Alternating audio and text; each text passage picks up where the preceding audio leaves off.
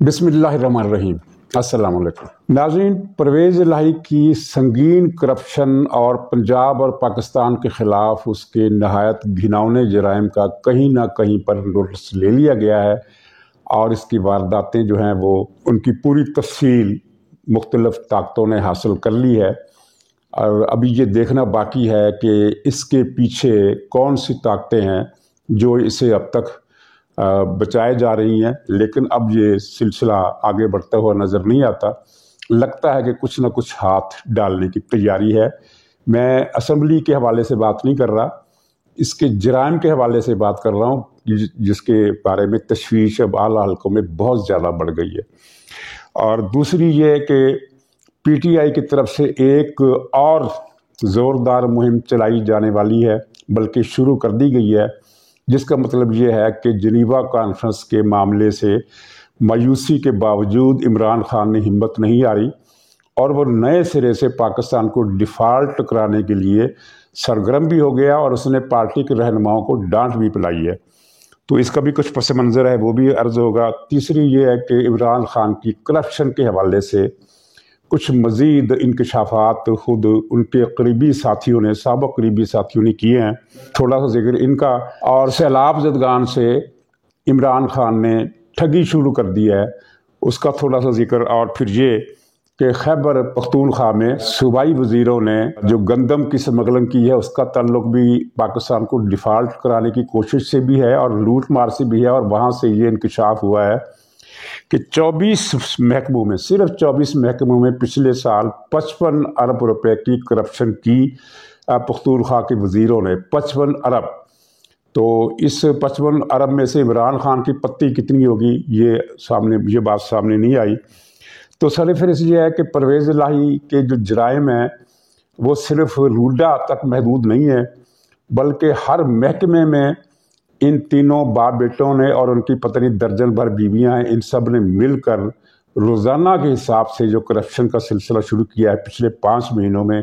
اس کی کوئی نظیر دنیا کی تاریخ میں نہیں ملتی۔ پرسوں یہ آپ نے سنا ہوگا، فیصل بلوڈا صاحب کا انکشاف، انہوں نے کہا کہ پنجاب میں، لاہور میں 1100 ارب روپے کی کرپشن ہو رہی ہے۔ 1100 ارب یعنی کتنے خرب بنتے ہیں۔ انہوں نے نام نہیں لیا یا کسی کا، لیکن سب کو پتہ ہے کہ کس کی طرف اشارہ ہے، لاہور میں کرپشن کون کر سکتا ہے۔ یہ تینوں باپ بیٹے اور ان کی درجن بھر بیویاں، خدا جانے کتنی بیویاں انہوں نے ڈکلیئر کی ہیں، کتنی بیویاں انہوں نے ڈکلیئر نہیں کی ہیں۔ اور اس میں یہ بھی ہے کہ مونس الہی کو بھنک پڑ گئی ہے کہ کچھ نہ کچھ ہونے والا ہے۔ اب وہ وہاں بیٹھ کر تیل دیکھو اور تیل کی دھار دیکھو، پھر واپس جانے کا فیصلہ کرو، اس طرح کے معاملے سے دو چار ہے۔ تو سب سے بڑی کرپشن تو یہ روڈا میں ہی ہو رہی ہے۔ عمران خان کے حوالے سے جو خبر بڑی مشہور ہے، اور اس کی تردید بھی ایک پارٹی کے ذریعے نے کی ہے، لیکن وہ تردید غلط ہے، کیونکہ ڈان جیسے معتبر ادارے نے بھی یہ خبر چھاپ دی کہ عمران خان نے اپنی پارٹی کے اجلاس میں یہ غصہ کیا کہ پرویز الہی کی کرپشن سے میری شہرت خراب ہو رہی ہے۔ یعنی اس کو کرپشن پر اعتراض نہیں ہے، جتنی کرپشن پرویز الہی نے کی عمران خان کی مرضی سے کی، عمران خان کو اس کا حصہ بھی دیا ہوگا، لیکن جب یہ دیکھا کہ یہ بات گلے پڑ رہی ہے تو اس نے یہ بات کر دی۔ اور اسی اجلاس میں یہ خبر بھی کئی ذرائع سے تصدیق شدہ ہے کہ اسی اجلاس میں عمران خان نے کہا کہ پرویز الہی نے ان 5 مہینوں میں 3000 ارب روپے کی کرپشن کی ہے۔ وہ جو فیصل بلوڈا نے کہا تھا وہ تھا 1100 ارب، یعنی 1100 ارب۔ تو اس نے، عمران خان کا کہنا ہے کہ 3000 ارب یعنی 300 خرب روپے کی کرپشن۔ اتنی بڑی کرپشن کے بعد اگر ملک یہ دیوالیہ ہونے کے خطرے سے دوچار ہو گیا ہوگا تو اس میں تعجب کی کیا بات ہے۔ اور اب جو پرویز الہی باتیں کر رہا ہے، اسٹیبلشمنٹ کے ساتھ رشتہ نبھا رہا ہے، وفاداری کا یقین دلا رہا ہے، اور عمران خان سے دوری کا تاثر دے رہا ہے اندرون خانہ۔ باہر تو ان کے اسٹیٹمنٹ جو ہیں دونوں کے ایک ہی ہوتے ہیں کہ ہم ایک ہیں، لیکن سب کو پتہ ہے کہ اندرون خانہ یہ عمران خان سے دوری اختیار کر رہا ہے، یہ عمران خان کو توڑ لعنت کر رہا ہے، اور عمران خان اس سے کر رہا ہے۔ تو اس کا مقصد صرف یہ ہے کہ میں اپنی چمڑی بچا لوں، لیکن لگتا نہیں ہے کہ یہ اپنی چمڑی بچا سکے گا۔ کل لاہور ہائی کورٹ نے وہ روڈا کے فرار کا اپیل کی سماعت کی اور اسے تا حکم ثانی اس پر اسٹیٹ دے دیا ہے کہ اس پر کوئی کام جاری نہیں رہ سکتا، اگلی سماعت پر فیصلہ کریں گے۔ تو اس بارے میں اگرچہ کچھ زیادہ خوش فہمی کی توقع نہیں ہے، کیونکہ ہائی کورٹ اور سپریم کورٹ کے ججوں کا جو رجحان ہے وہ آپ کے علم میں ہے، وہ کیا فیصلے دیتے ہیں، اور ہو سکتا ہے کہ اس پر کارروائی عدالت آگے بڑھائے، ہو سکتا ہے اسے پھر ٹکٹ مل جائے، کلین چٹ مل جائے، جس طرح ایک عجیب و غریب فیصلے کے تحت گورنر نے جو ایڈوائس کی تھی، جس کا ماننا پرویز الہی کے لیے لازم تھا کہ وہ اعتماد کا ووٹ چونکہ نہیں لے سکے، لہٰذا وہ ڈی نوٹیفائی ہو گئے ہیں، تو کسی سماعت کے بغیر پرویز الہی کی ریٹ پر اعلان کیے بغیر وہ عملاً معطل کر دی گیا نوٹیفیکیشن، اور پرویز الہی کو بحال کر دیا گیا۔ اور اس میں مزے کی بات یہ ہے کہ یہ آدھی رات کو گورنر کی طرف سے اسے ڈی نوٹیفائی کیا گیا تھا، جس کے بعد اسی وزیر اعلیٰ ہاؤس چھوڑ دینا چاہیے تھا جب تک کہ عدالت کا حکم نہ آتا۔ عدالت کا حکم اگلے دن شام کو آیا، تو یہ 18 گھنٹے اس نے وزارت اعلیٰ نہیں چھوڑی، وزیر اعلیٰ ہاؤس پر قبضہ جما کے بیٹھا رہا، اور پاکستان کی کسی عدالت نے اس بات کا نوٹس نہیں لیا کہ جب گورنر نے اسے ڈی نوٹیفائی کر دیا تو یہ ڈی نوٹیفائی ہو گیا تھا، یہ وزیر اعلیٰ نہیں رہا تھا۔ اسے وزیر اعلیٰ اگر عدالت اسی شام کو بحال کر دیتی ہے، اس نے بحال کر دیا تو وہ ٹھیک ہے، عدالت کا فیصلہ بھی ماننا پابند ہے، لیکن جب نوٹیفیکیشن جاری ہوا تو اس کے بعد سے لے کر شام کو عدالتی فیصلہ آنے تک یہ کس حیثیت میں وزیر اعلیٰ ہاؤس پر قابض رہا؟ تو خیر یہ چیزیں چلیں گی، لیکن عدالتی فیصلے جو بھی ہوں، اب کچھ معاملات عدالتوں کے اختیار میں شاید نہ رہیں، کیونکہ جو صورتحال بن رہی ہے اس میں کچھ جج، ظاہر ہے ایک فضا جو تبدیل ہوتی ہے تو اس کا اثر پڑتا ہے ہر ادارے پر، جیسا کہ آپ نے دیکھا کہ GIT اسی پرویز الہی کی بنائی ہوئی، عمران خان کی مرضی سے بنائی ہوئی، اس کے ارکان کی اکثریت نے جھوٹی کارروائی پر دستخط کرنے سے انکار کر دیا ہے۔ یہ آپ نے خبر پڑھ لی ہوگی۔ تو جب یہ چیزیں ہونے لگیں تو پھر عدالتیں اس طرح کے لوگوں کو زیادہ دیر تک نہیں بچا سکتی، یہ ماضی کی روایت ہے، اور یہ اصول بھی ایسا، یہ جو پریکٹس ہم نے دیکھی ہے پوری دنیا میں، جب معاملہ یہاں تک آ جائے تو پھر اندھی سپورٹ اور سہولت کاری زیادہ عرصہ جاری نہیں رہ سکتی۔ پرویز الہی کی کرپشن کے ڈانڈے ابھی تک یعنی عمران خان سے جڑے ہوئے ہیں، اور اس میں کوئی شک نہیں کہ یہ جو اب کرپشن ہو رہی ہے ان 5 مہینوں میں، اس میں PTI بھی ملوث ہے، PTI کے وزیر، ان کا اسپیکر، سب حضرات اپنی اپنے دو پر تھے، اور سب نے اپنے اپنے حصے کی دہاڑی لگائی اور اپنا اپنا کمیشن وصول کیا۔ لیکن اس کرپشن کا تعلق پاکستان کو ڈیفالٹ قرار دینے سے بھی تھا۔ مثلا آپ نے دیکھا کہ پنجاب میں آٹے کی قلت پیدا کر دی گئی تاکہ یہاں ہنگامے ہوں، جلوس نکلیں، لوگ ایک دوسرے کی مار کٹائی پر اتر آئیں، تاکہ عالمی اداروں پر پھر یہ امپریشن پہنچے کہ پاکستان میں تو ایک خانہ جنگی کی فضا ہے، سول وار کی فضا ہے، لوگوں کو روٹی نہیں مل رہی، تو ایسے ملک کو امداد دینا ٹھیک نہیں ہے۔ یہ ان کی سازش کا حصہ تھا۔ اسی سازش کے تحت یعنی 2 طرفہ سازش، ایک تو یہ مال کمانا اور دوسرا یہ کہ آٹے کی قلت پیدا کرنا۔ افغانستان سمگل کیا گیا آٹا پنجاب حکومت کی ملی بھگت سے، پختونخوا حکومت کی ملی بھگت سے، تو وہ وفاقی حکومت نے روس سے فوری طور پر گندم درآمد کرا کے یہ سازش ناکام بنا دی۔ لیکن آپ نے دیکھا کہ یہ خبر بھی آ گئی کہ پختونخوا سے جو آٹا افغانستان سمگل کیا جا رہا ہے وہ تحریک انصاف کی ڈائریکٹ رہنمائی اور ہدایات کے مطابق سمگل کیا جا رہا ہے۔ اس میں صوبائی کابینہ کے کئی وزیر ملوث ہیں، جن کو گرفتار کرنے کے لیے وفاقی حکومت نے کوئی ارادہ ظاہر کیا، FIA نے، تو وہاں کے اسپیکر نے ان وزیروں کی گرفتاری کو روک دیا ہے۔ اس سے اندازہ لگائیں کہ پاکستان کے خلاف سازش میں 2 صوبوں کی حکومتیں کس طرح ملوث ہیں۔ تو ناظرین، یہ جو جنیوا کانفرنس میں پاکستان کو توقع سے زیادہ امداد ملی ہے یا قرضہ ملا ہے یا گرانٹ جو بھی ہے، تو اندازہ تو یہ تھا کہ 6-7 ارب ڈالر مل جائیں گے، لیکن وہ 11 ارب ڈالر تک ان کی مالیت پہنچ گئی، جس پر حکومت کو بھی ایک خوشگوار حیرت ہے، اور وہ اگر خوشی مناتی ہے تو ظاہر ہے اسے حق ہے۔ لیکن ناظرین، آپ اندازہ کیجئے کہ عمران خان پر ایک مرتبہ تو بجلی گری، وہ پریشان بھی ہوا، اور پریشان ہونے کی وجہ ایک یہ بھی تھی کہ جب جنیوا کانفرنس میں یہ اعلانات ہونے والے تھے تو اعلانات ہونے سے چند گھنٹے یا 2 یا 3 گھنٹے پہلے عمران خان نے خطاب کیا، وہ جو قوم سے خطاب کرتا ہر روز بلکہ دن میں 2 مرتبہ۔ اس نے کہا کہ یہ حکمران جنیوا سے خالی ہاتھ واپس آئیں گے۔ اسے اس بات کا اعتماد اتنے یقین سے اس نے یہ بات کیوں کی، یہ بات سوچنے والی ہے۔ شاید پنکی پیرنے نے بتایا ہو کہ جنیوا کانفرنس سے کچھ نہیں ملے گا، اس نے یہ بات آگے چلا دی، یا پھر یہ ہو سکتا ہے کہ اس کے وزیروں نے، خوش آمدیوں نے یہ اسے تسلی دلائی ہو کہ سرکار آپ بے فکر رہیں، پاکستان کو ٹکا نہیں ملے گا، تو اس نے یہ تقریر کر دی۔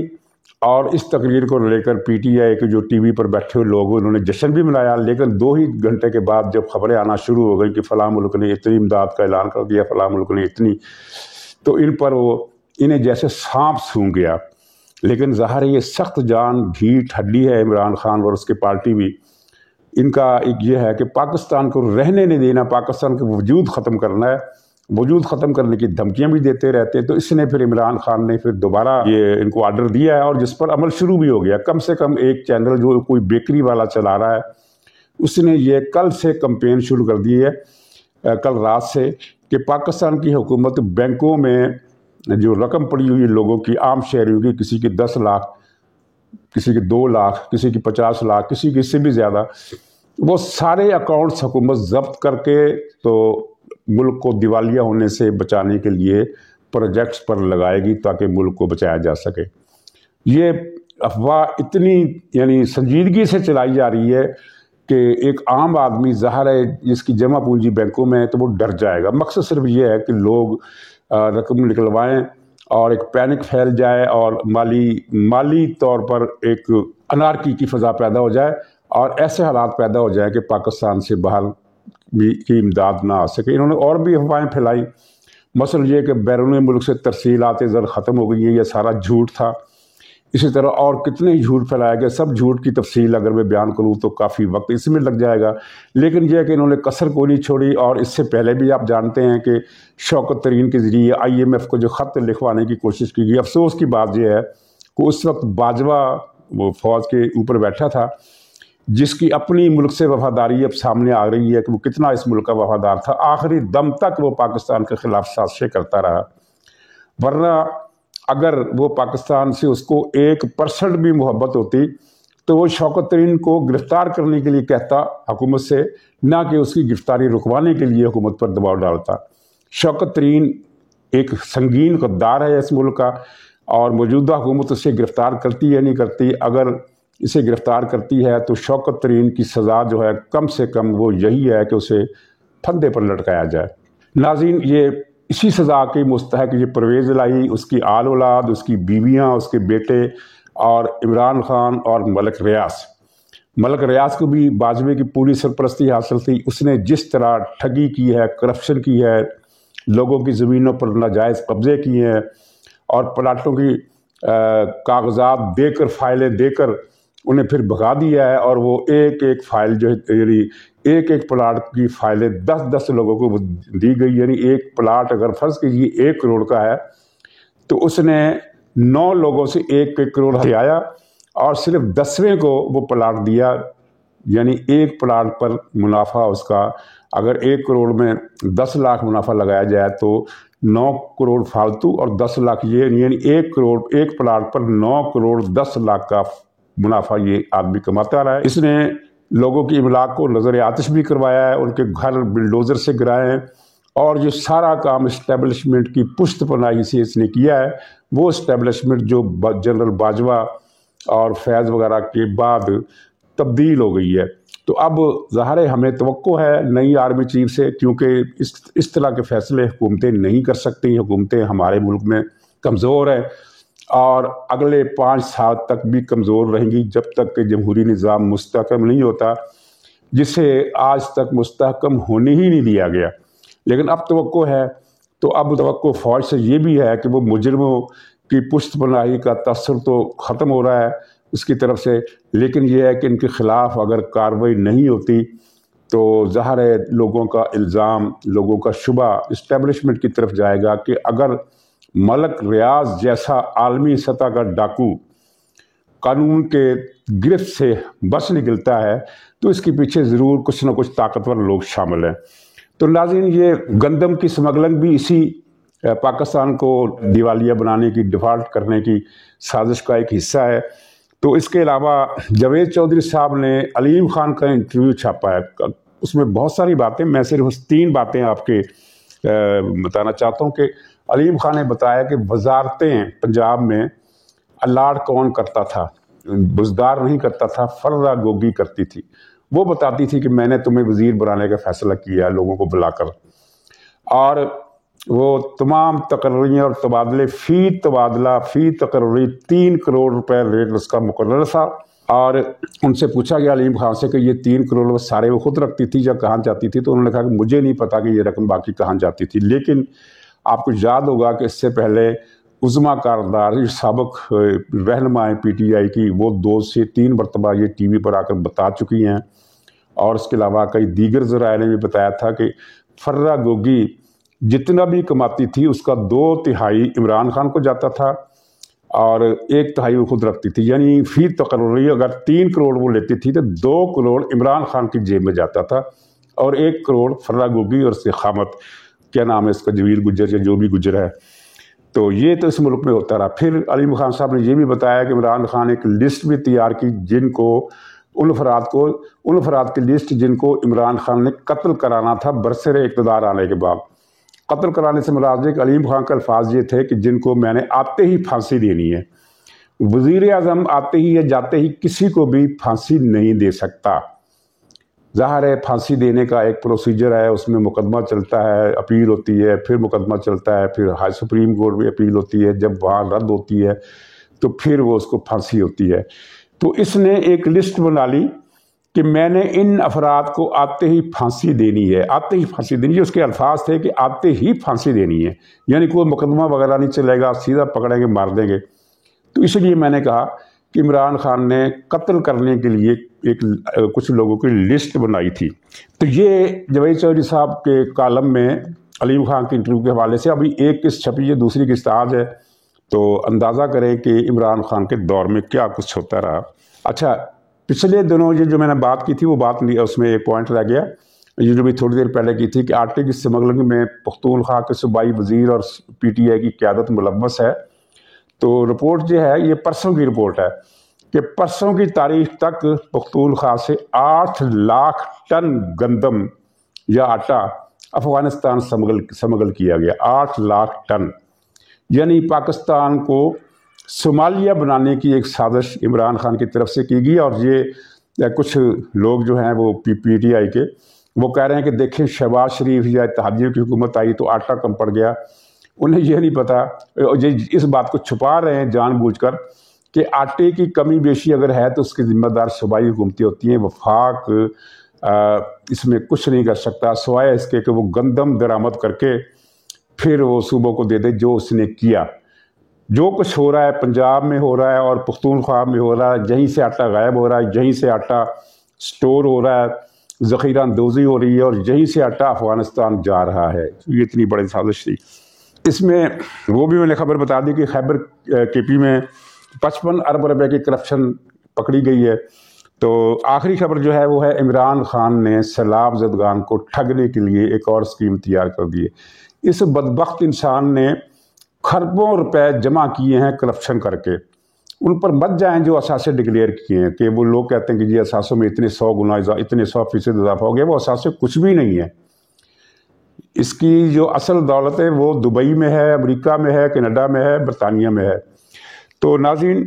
اب اس نے یعنی اتنا یہ کمینی سوچ کا ٹھگ ہے کہ اس نے اب ایک نئی ٹھگی کی اسکیم شروع کی ہے کہ اس کے ورکر جو ہے پورے سندھ اور پنجاب میں پھیل گئے ہیں، اور وہ غریب لوگوں کو جو نہیں جانتے معاملات کی نوعیت کیا ہے، ان کو وہ 50 روپے کا ٹکٹ فروخت کر رہے ہیں کہ یہ 50 روپے کا ٹکٹ جو ہے یہ تم رکھو، تمہاری رجسٹریشن ہو جائے گی اس ٹکٹ کے ذریعے سے، اور تمہیں پھر 12,000 روپے کی انکم سپورٹ فنڈ سے مدد ملے گی مہینے کی، اس طرح کی کوئی بات۔ اب لوگوں کو تو پتہ نہیں ہے کہ یہ انکم سپورٹ فنڈ تو وفاقی حکومت نے دینی ہوتی ہے رقم، اور عمران خان کی حکومت ختم ہو گئی ہے، اور وہ جو فارم دیا جا رہا ہے وہ اس میں لکھا ہوا ہے کہ یہ پارٹی فنڈ ہے۔ تو اب اندازہ کریں کہ اگر یہ فرض کیجئے 2 کروڑ لوگوں میں بھی یہ کاغذات تقسیم کر کے 50 روپے تو یہ جمع کر لیتا ہے، تو یہ کل رقم بنے گی 1 ارب۔ اگر یہ 2 کروڑ لوگ یہ فارم خرید لیتے ہیں کہ جو کہ اب نہیں خریدیں گے، میں ویسے مثال کے طور پر سمجھانے کی بات کر رہا ہوں کہ اگر فرض کریں ہم کہ 2 کروڑ افراد نے یہ ٹکٹ خرید لیا تو 1 ارب روپے کی رقم جمع ہوگی. یعنی جو آدمی عمران خان کھربوں کی چوری کر چکا ہے، کھربوں کا ڈاکہ مار چکا ہے، اس کی جائیداد کا کوئی اندازہ نہیں کر سکتا، اس کے پاس مال دولت کتنا ہے کوئی گنتی نہیں کر سکتا، وہ 1 ارب بھی ہتھیانے سے باز نہیں آ رہا اپنی دانش میں. لیکن چونکہ اب وہ سازش ناکام ہو گئی ہے، لوگوں کو پتہ چل گیا ہے کہ یہ اس طرح کے ٹکٹ بیچے جا رہے ہیں، تو ظاہر ہے اب ٹکٹ اتنے تعداد میں نہیں بکیں گے جتنی تعداد میں عمران خان نے ٹھگی کا یہ منصوبہ لاز کیا تھا. تو ناظرین، خدا کی پکڑ میں یہ آ چکا ہے اور اسے ظاہر اندازہ نہیں ہے کہ اس کے ساتھ کیا ہونے والا. میں کہا کرتا ہوں کہ حوادث اور مصیبتوں کی بارش اس پر قطرہ قطرہ ہونی ہے، یہ قطرہ قطرہ مرے گا. اس طرح نہیں ہے کہ پکڑ کر اس کو پھانسی پر چڑھا دیا جائے گا. یہ بھی ہو سکتا ہے جس نے اس کے جرائم ہے، اگر کوئی یہاں ایسی حکومت ہو جو انصاف کی علمبردار ہو تو وہ تو اس کو 50 مرتبہ پھانسی پر چڑھائے گی. لیکن اگر یہ پھانسی نہیں چڑھتا تو یہ عذاب کیا کم ہے کہ قطرہ قطرہ اس کے جسم پر ایک تیزاب گر رہا ہے، ایک قطرہ تیزاب، اس کے بعد دوسرا قطرہ، پھر تیسرا قطرہ، پھر چوتھا قطرہ. تو یہ عذاب بھی کوئی کم نہیں ہے. اس کی آنکھوں کے حلقے آپ دیکھیے، اس کی شکل کی نحوست آپ دیکھیے، تو آپ کو اندازہ ہو جائے گا کہ اس پر عذاب الہی نازل ہو چکا ہے. اور اب عذاب الہی کے نازل ہونے کی باری ہے پرویز الہی کی. اب اس پرویز الہی پر غضب نازل ہوگا اور اس کی آل اولاد پر، کیونکہ انہوں نے کرپشن اور بے رحمی اور صفاقی کے عالمی ریکارڈ توڑ دیے. ناظرین، اسی کے ساتھ اجازت دیجیے، انشاءاللہ اگلے ولاگ میں ملاقات ہوگی. تب تک کے لیے خدا حافظ.